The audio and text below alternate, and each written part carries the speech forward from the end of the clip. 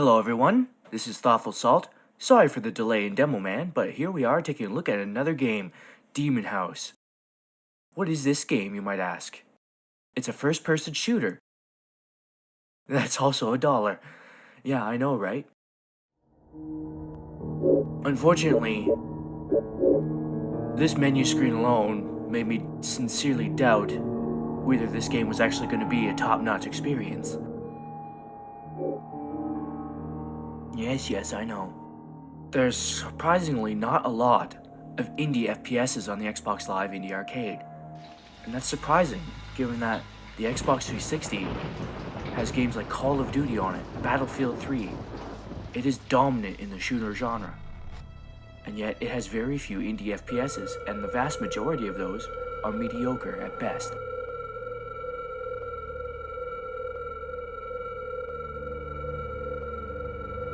Alright.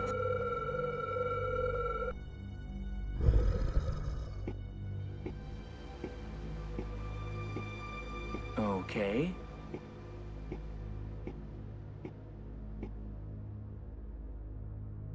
Loading screens. Loading screens, loading screens, loading screens. Huh.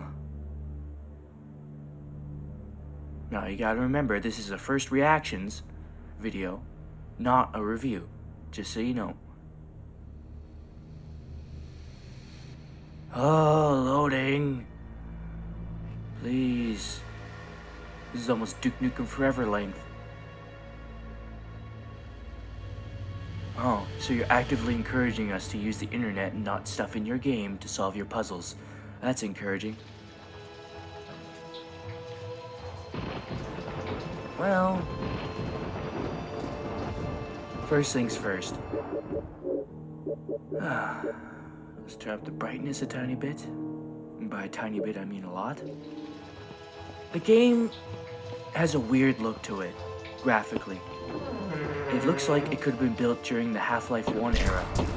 And that's not a bad thing necessarily. Half-Life 1 still retains somewhat a style that kind of works.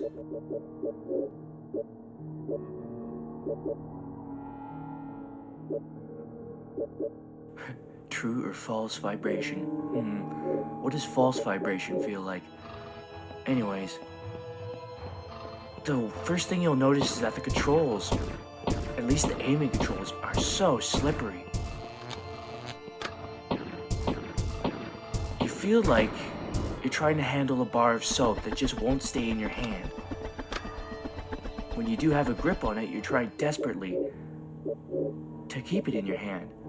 But if you make the slightest wrong move, it'll jump out of your hand all over the place. It's just not a very smooth experience. It feels awful, to be honest. I'm fighting floating robot eyes.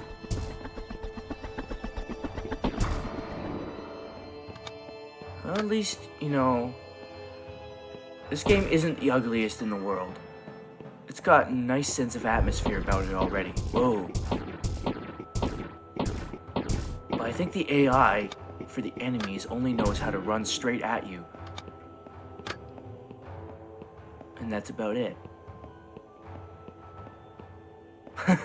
What is this?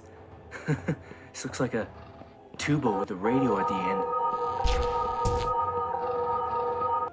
Bet I'm not the first one to make that comparison.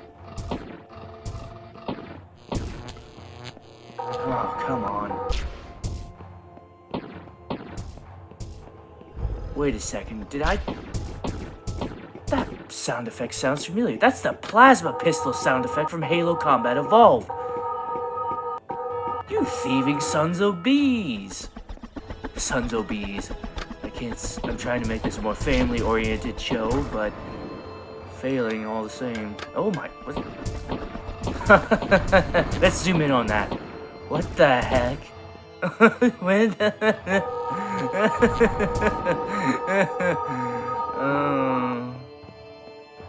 The things people would think acceptable in this day and age.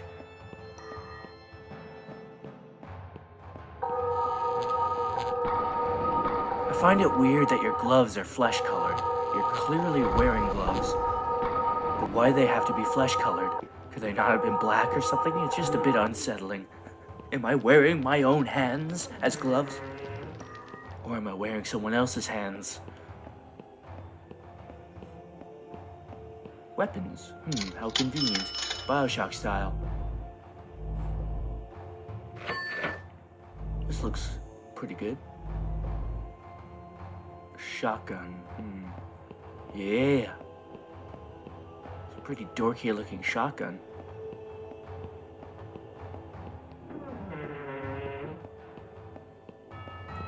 Now, there's a lot of things I can forgive in indie games.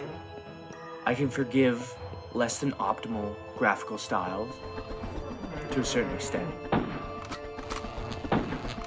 I can forgive somewhat uninspired science fiction concepts and music. I mean, listen to this music.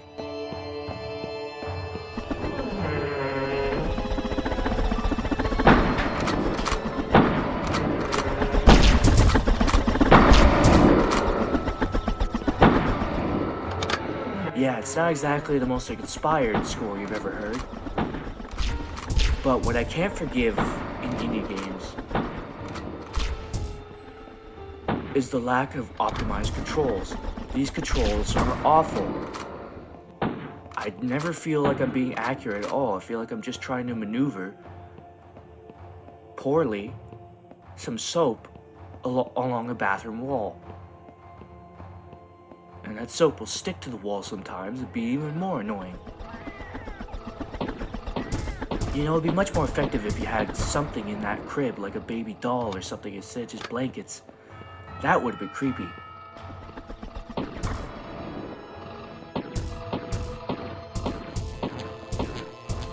This seems like the most effective weapon in the game.